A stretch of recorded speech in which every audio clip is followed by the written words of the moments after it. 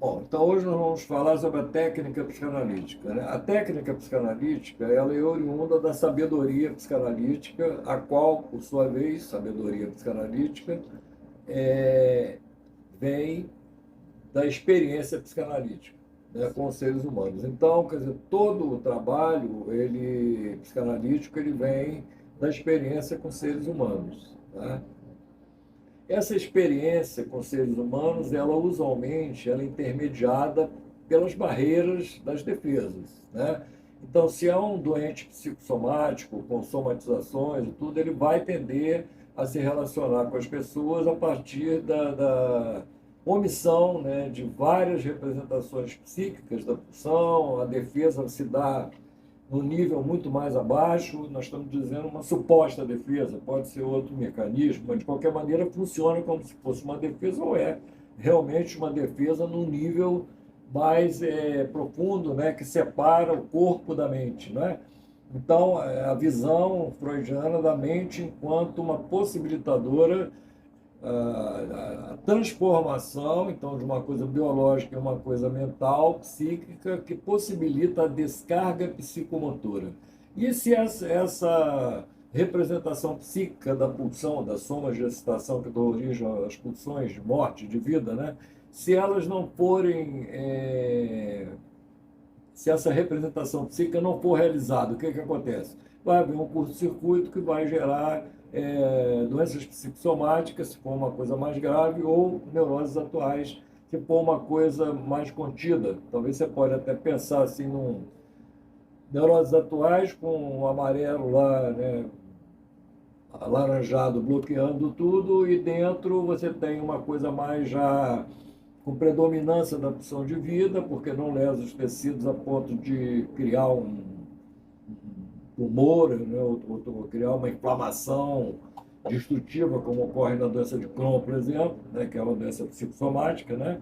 Enquanto que nas neuroses atuais você tem mais epifenômenos, né, de natureza funcional, né? Angústia, neurastenia, né? Desânimo, mas não o tecido sendo lesado como numa úlcera perfurada, por exemplo, né? Que aí é uma doença psicossomática. Tem as doenças de autoagressão também, que são doenças psicossomáticas. Então, o self, not self é pervertido, né, nessas doenças, e fibras colágenas, que normalmente são reconhecidas como self, né, pertencentes ao corpo do indivíduo, passam a não ser reconhecidas e são atacadas pelo sistema imunológico, gerando lúpus eritematoso sistêmico, artrite reumatoide e várias outras doenças semelhantes, né? Bom, então o que a gente está querendo frisar, né, é que existe uma tendência de descarga que tem que ser cumprida. Então não tem como. Foi formada a soma de excitação, o excesso de soma de excitação, ou ele vai para descarga direta em cima do corpo, através de uma neurose atual ou de uma doença psicossomática, ou ele é representado psiquicamente e dá origem, né, à série dos fenômenos decorrentes do compromisso, das formações de compromisso são estabelecidas entre esse movimento psicomotor em relação à descarga funcional e a interferência da defesa inconsciente do ego que bloqueia, né, essa satisfação anárquica dos impulsos. Quer dizer, o verde é bloqueado pelo roxo, dando os diversos tons de vermelho e o marrom. Tá? Então, estamos num processo então de aquisição de sabedoria que, se não for cumprido, não é uma escolha, né? Não, se não cumprir, né, esse progresso mental, né, você vai ficar nas estações que nós estamos aqui ensinando, mostrando quais são, tá? E as correspondências, né, entre os sintomas e a sua psicodinâmica são matemáticas, né? A nível mesmo de x e y, né? Y igual a 3x, Y igual a 5x2, Y igual a 5x2 menos 3, né? E por aí vai, que é uma coisa matemática, previsível, infalível, né? Não evoluiu, vai fazer uma perversão, uma neurose, uma psicose. E se fizer uma neurose, uma psicose ou uma perversão, isso quer dizer que o desenvolvimento psíquico está estagnado. Quer dizer, você está lidando com pessoas que não completaram o seu desenvolvimento psíquico e que vai sobrar para quem? Para quem estiver perto. Se é um perverso, por exemplo, ele vai precisar de um objeto complacente que segure a sua opção de morte. E a função, né, de quem estiver próximo do perverso, sabendo ou não disso, né, vai ser, bom saber, né, que a função vai ser de complacência para com a perversão dele, ou dela. Né? Então não tem outra forma de lidar com a parada do desenvolvimento mental a não ser o uso do corpo numa doença psicossomática ou numa neurose atual, ou o uso da relação interpessoal, né, na perversão, ou o uso do próprio corpo, né, mas já a nível psíquico, né, gerando psicoses e neuroses. Importante colocar que a perversão também já está a nível psíquico, só que depende, né? É o sujeito mais dependente do mundo é o perverso. Ele precisa de alguém que ature ele, porque se não ninguém aturar, ele realmente não consegue sobreviver, né? Tem a menor condição de fazer esse retorno pulsional ao ego, descrito por Freud em 1915, que dá origem à autoagressão, né? À autoculpabilização, né? E que estão no cerne da psicose e da neurose. Então, a agressão torna-se autoagressão a partir da psicose. É o ringue, né? É o ultimate fight do, da situação existencial. É ali que, quer dizer, ou vai ser perverso ou vai ser psicótico. Quer dizer, ou vai ser agressivo em relação aos outros ou vai ser autoagressivo. Ou é a identificação com o agressor, descrito por Anna Freud, né? Grande psicanalista também, né? Ofuscada, campanhas e tal, por Melanie Klein e tudo, né? E outros adeptos freudianos aí, né? Mas a Anna Freud é continuadora do Freud, né? E tem muitas contribuições como esse conceito de identificação com o agressor, né? Identificação com o agressor para continuar perverso, né?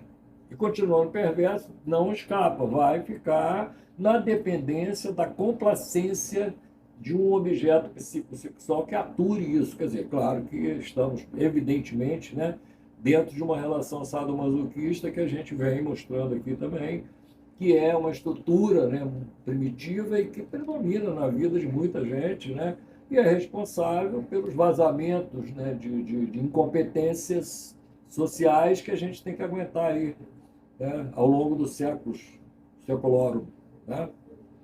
Tem que aturar essas coisas, esses vazamentos todos, como se fossem válidos, como a Inquisição, por exemplo, né? Fátuas, né? Condenando cidadãos ocidentais, né? À morte, não é? Quando não tem pena de morte no país ao qual o cidadão é vinculado, né? Passando por cima, né, digamos assim, do respeito à cidadania nacional do cidadão, né? E várias outras irregularidades que são feitas aí cotidianamente com outros nomes, né? Mas na verdade é a mesma coisa, sempre o tempo inteiro, né? Permitindo que, como uma frase minha, né, que aparece mais recentes escritos, que é o conceito aí do vazamento, né, da maldade, do autoritarismo e da ignorância por dentro, vindo de dentro dos ideais. Né? Os ideais que são, na verdade, colocados para desnortear completamente o indivíduo, quando na verdade o que ele tem que fazer é dar conta da opção de morte dele interiormente, dar conta da impulsividade dele, crescer emocionalmente, fazer a fusão pulsional, que é uma coisa basicamente emocional, afetiva, né? Ele segurar realmente com eficiência essa sua tendência destrutiva, né? e ele conseguir conviver com as outras pessoas sem lesar as outras pessoas e sem lesar a si mesmo. Tá? Bom, por isso a técnica psicanalítica, ela retoma, então, esse desenvolvimento que está estagnado, parado em qualquer transtorno mental. E a recíproca é verdadeira também, como toda função, né? Se y é igual a 2x, x é igual a y sobre 2.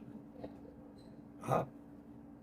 Então, o que a gente vai lembrar, né, é que se a pessoa para o desenvolvimento, ela vai ser neurótica, psicótica ou perversa, tá? E se a pessoa retoma o desenvolvimento, é o único jeito que ela tem de sair dessa estagnação, tá? Agora, e se ela deixar o desenvolvimento de lado, ela vai para onde, hein? Ela volta para ser uma perversa, ou psicótica, ou neurótica pessoa. Cara, mas e se ela elaborar isso numa análise? Ela não tem como fazer sintomas perversos, nem psicóticos, nem neuróticos. É uma coisa ou outra. Sempre foi assim. Está lá na comunicação preliminar. Sempre é assim. E será assim. Se o sintoma é abreagido, quer dizer, se ele vai para aquilo que gera o sintoma, não, o afeto, né, que gera o sintoma, ele é abreagido, se ele é colocado nos trâmites normais de descarga, a energia que nutria o sintoma desaparece. Então, como y é igual a 2x, x é igual a zero, então y é igual a 2 vezes zero é igual a zero. Desaparece o sintoma. Não tem como não desaparecer. Ah, eu quero fazer um surto psicótico agora. Não pode, não tem energia para isso.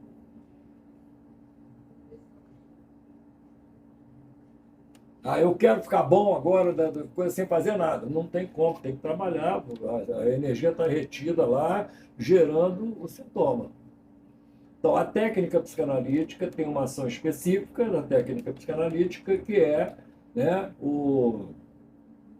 a elaboração do conflito psíquico inconsciente entre a defesa inconsciente do ego e o impulso sustentado, né, pela pulsão de morte, pela pulsão de vida, que se transforma em pulsão sexual na infância incestuosa. Então, tudo isso tem que ser reprimido, e esse é o núcleo do inconsciente reprimido. Então, pulsões incestuosas e destrutivas são o núcleo do inconsciente reprimido. Tá? E são essas pulsões reprimidas tentando retornar o retorno do reprimido, o retorno do defendido, que vão gerar os sintomas. Tá? Podemos ver um pouco aqui o fenômeno psíquico da produção de sintomas vigis que invadem a consciência. Olha só, não tem colher de chá, né? Formou-se a condição de sintoma, ele vai invadir a consciência e vai atrapalhar a vida do sujeito. Como a gente já mostrou aqui, já falou aqui, lembrou aqui. O cara vai ter que parar tudo para fazer um surto psicótico, para ir para o hospital, num ataque histérico, ou então vai ter um pesadelo de noite, né? Porque o fenômeno psíquico da produção de sintomas vigis, que invadem a consciência, gerando as perversões, as psicoses e as neuroses, é proporcionado pela transferência para a atualidade de complexos de ideias infantis inconscientes, carregadas de afeto, que se investem nas relações interpessoais e, inclusive, se investem na relação entre o analista e o analisando, que é a salvação da lavoura. Né? Então, como se investe qualquer coisa que aparecer na frente, vai também se investir na relação do analista com o analisando, e se tem um analista lá e um analisando participante, os dois vão se unir para poder entender como é que isso funciona e, com isso, libertar a sabedoria existencial que estava congelada, coartada ali por esse modo infantil ainda de lidar com os problemas, que é reprimir. Né? Então, reprimir é um modo infantil de lidar com o problema. Pode fazer simbólico, pode fazer o que quiser, mas é um modo infantil de lidar com os problemas e cria, né, uma dissociação psíquica que tem que ser superada. Então, não adianta cultuar o simbólico, mantendo a dissociação psíquica, que não vai conseguir evoluir. Não tem como destravar o processo dessa maneira. Pelo contrário, tem que trazer de volta aquilo que foi subtraído indevidamente por essa repressão cega, burra, né, e incompetente para lidar com os problemas existenciais. Tá? Então, o recalque é incompetente para lidar com os problemas existenciais. Pode fazer simbólico à vontade que o recalque é incompetente para lidar com os problemas existenciais. Porque tem um efeito colateral de uma dissociação psíquica que trava completamente o ir e vir do ego, né, e que força a formação de sintomas histéricos. Por isso, sabiamente, Freud corrigiu essa questão dele da nomeação, recalque originário, tudo, aquelas especulações que ele fez lá em 1915 a esse respeito, colocando que realmente o recalque é o mecanismo de defesa específico da formação de sintomas histéricos, ponto final. Tá? Fora isso, ainda tem a demolição do complexo de Édipo, que é mais radical ainda, que gera essa dissociação psíquica que tem que ser superada pela psicanálise. Então, psicanálise é trazer para o consciente, tornar consciente aquilo que era inconsciente, e não cultuar o simbólico. Tá? Bom, então, assim, detectar a transferência é o primeiro passo na aplicação da técnica psicanalítica. E a força de resistência contra o desmascaramento da transferência sexual e agressiva infantil deve também ser denunciada, porque está todo mundo interessado em que não existe a sexualidade infantil, isso gera um problema tremendo. Isso mostra a dependência do ser humano, mostra o desamparo do ser humano, né? Então, ninguém quer trabalhar, né, nesse nível, né, porque vai ter que trabalhar mesmo, né? Bom, e a força de resistência contra quer dizer, a análise mostra, né, a força de resistência contra o desmascaramento da transferência sexual e agressiva infantil.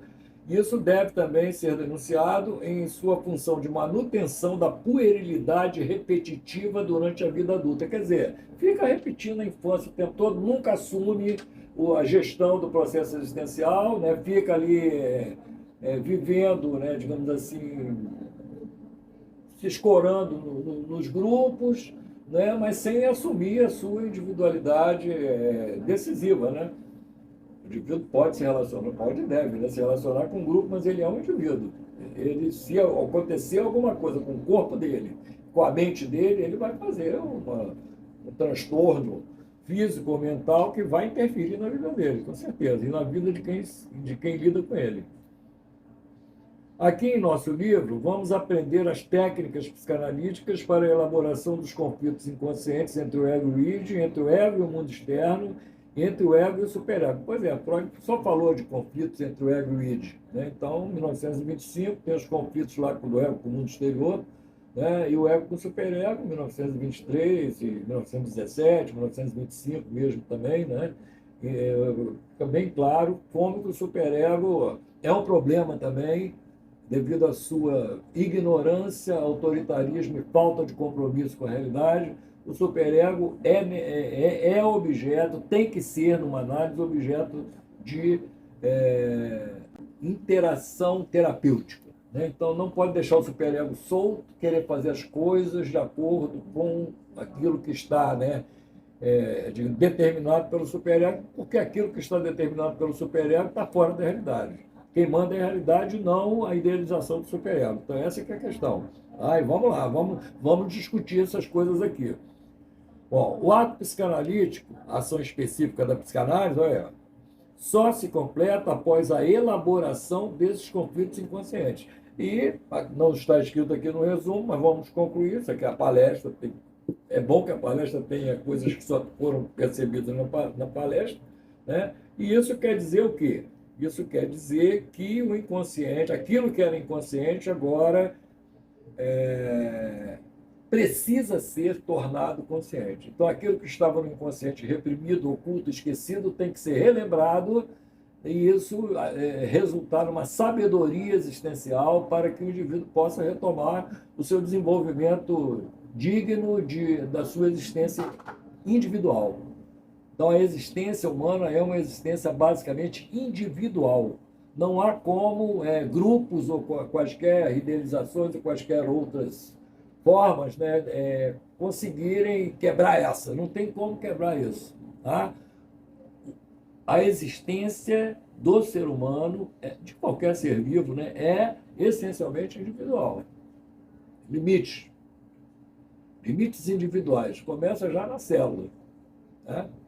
A membrana, né, celular para isolar, individualizar a célula em relação ao meio ambiente circundante. Tá bom? Então é isso. A técnica psicanalítica ela é um corolário da sabedoria oriunda da experiência psicanalítica que descobriu o conflito e sabe o que fazer com esse conflito. Qualquer coisa que não seja isso não é psicanálise. Isso já vem desde 1914. Vamos ter uma palestra sobre a história do movimento psicanalítico. Está chegando, hein? 1914. Tá? Está chegando ela aí. Bom?